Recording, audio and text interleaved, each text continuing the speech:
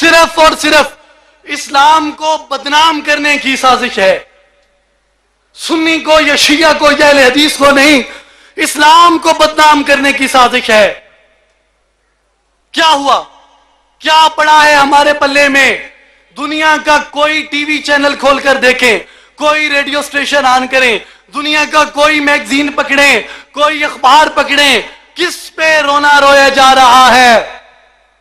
کس کی پیٹھ میں بار بار خنجر گھونپے جا رہے ہیں؟ کس کو ذلت کا، رسوائی کا نشانہ بنایا جا رہا ہے؟ مسلمانوں کو دعائیں کدھر گئیں؟ آہیں کدھر گئیں؟ صدائیں کدھر گئیں؟ مناجات کدھر گئیں؟ کیا ہمارا خدا ہماری نہیں سنتا؟ کیوں نہیں سنتا ہمارا خدا ہماری اس آواز کو، ہماری اس زبان کو کیوں نہیں سنتا؟ وہ ایک مظلوم لڑکی جو ہزاروں میل، ہزاروں کوسوں دور بیٹھ کے صدا دیتی ہے، الہی آج بھیج دے کوئی مدد کرنے والا. اور عرب کے ریگزاروں سے، عرب کے چٹیل میدانوں سے سمندروں کا سینہ چیر کے نکلتا ہوا محمد بن قاسم یہاں پہ آ جاتا ہے. کدھر گئی ہیں آج وہ دعائیں؟ آج کدھر گئی بیت اللہ کی وہ صدا کہ جب بیت اللہ رو رو کے صدائیں کرتا ہے، الہی میں تو تیرا گھر ہوں، الہی مجھ میں تو میرے قریب لوگ تیری ذات کا تصور کر کے آتے ہیں، ان 360 کا میں کیا کروں؟ اور وہاں سے جب وہ علم نبوت بلند ہوتا ہے اور تاریخ شاہد ہے کہ بے ہتھیار نہتھے مسلمانوں نے پوری دنیا کے اوپر اسلام کا جھنڈا گاڑ دیا اور بتا دیا کہ خدائے زندہ زندوں کا خدا ہے. جب تک دل مردہ ہے، جب تک دل زندہ نہیں ہوتے، خدا مردوں کی آوازیں نہیں سنتا. وہ سنت کدھر ہے؟ جب تک وہ سنت زندہ نہیں ہوتی، جب تک وہ سنت بیدار نہیں ہوتی، تب تک یہ کوئی مسئلہ حل نہیں ہو سکتا. سنت کیا ہے؟ نہ میں شیعہ نہ میں سنی، میرا دو ہاتھ ادل سڑیا ہوں. کیوں؟ بے اثر دعائیں، نامنظور صدائیں، نامقبول آوازیں، یہ چیخو پکار جو حلق سے نکل رہی ہے، دل سے نہیں نکل رہی. میں آپ کو یہ بتانا چاہتا ہوں کہ جہاں پہ ظلم ہوتا ہے اسی بات کو تپش پہنچتی ہے جس جگہ پہ آگ لگ رہی ہوتی ہے. دعائیں کہاں پہ ہوتی ہیں؟ کشمیر میں کب ہوئی؟ جب وہاں پہ مظالم ڈھائے گئے. وہ اسلام کے لیے آہ بکا نہیں تھی. میں یہ واضح کر دوں، وہ جب ظلم کے پہاڑ ٹوٹے ہیں تو آہیں بلند ہوئی ہے.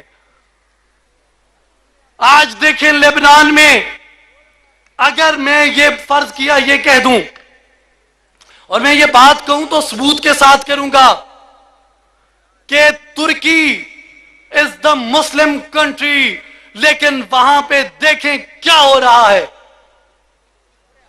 وہ ترک جو اسلام کی عظمت کے پاسبان سمجھے جاتے تھے، جنہیں اسلام کی جغرافیائی اور نظریاتی سرحدوں کا محافظ سمجھا جاتا تھا، آج وہ ترک قوم کن اندھیروں میں ڈوبی ہوئی ہے. لیبنان کی تباہی پہ کسی نے آواز بلند کی؟ کہاں ہیں وہ دعائیں؟ کہاں ہیں وہ صدائیں؟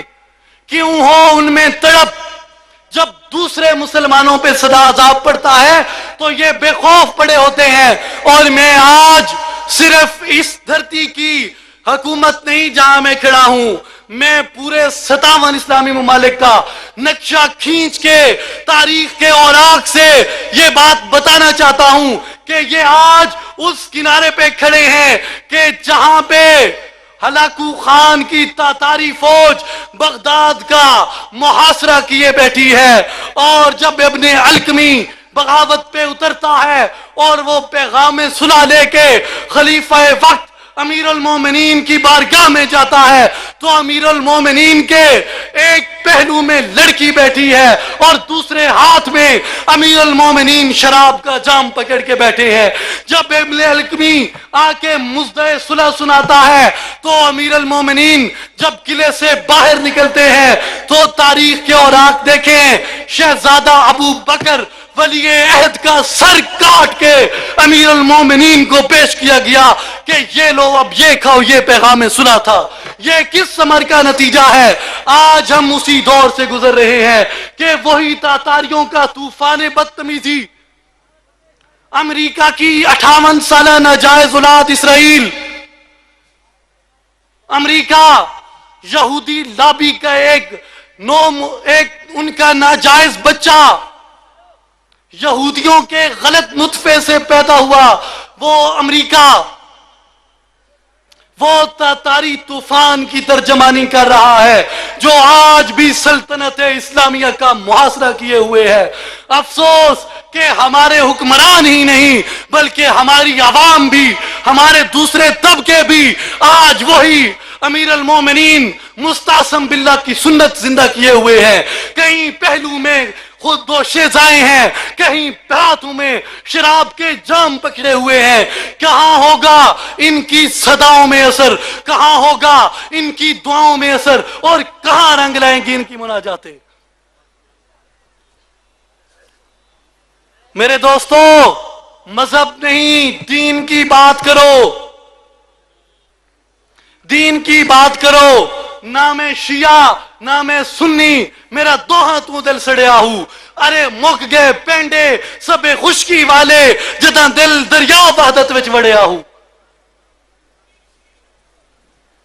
وحدت, وہ وحدانیت کا تصور کہاں ہے؟